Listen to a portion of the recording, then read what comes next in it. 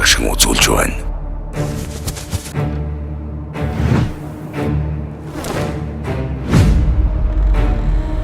Уг хэрэг мөн л нинжа охид үйлдсэн байх магадaltaй. Гол нь хэргийн газар дээрээс танаас сургуулийн нэвтрэх код болсон.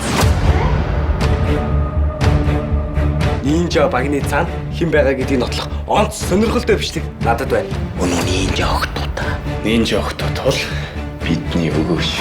Гатнуулч юм шүү дээ. Бидний сануулгах сулдсан бололтой өгтөө. Нэг мөн хитэн халтар охтуудаас айчхмар юм шиг харагдаад байна уу? Яагаад? Би чанд итгэдэг байсан. Нинжа бүлэг атгсан гар шиг тавуулаа байх ёстой гэж та бидэнд зааж сургасан болохоор л. Багшаа, бид ингээд үргэлж хамтдаа гэж үү?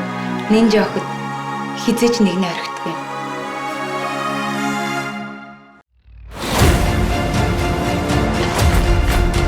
Ловн сансандаа хүрэхийн тулд юу ч хийж мэднэ.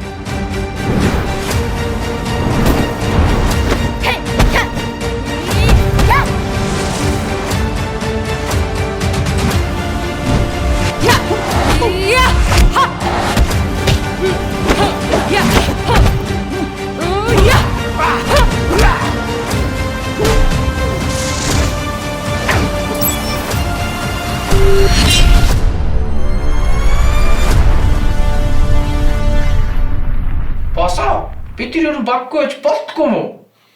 Гэхдээ маа пивч сүртэй харагддаг байгаа үстэй.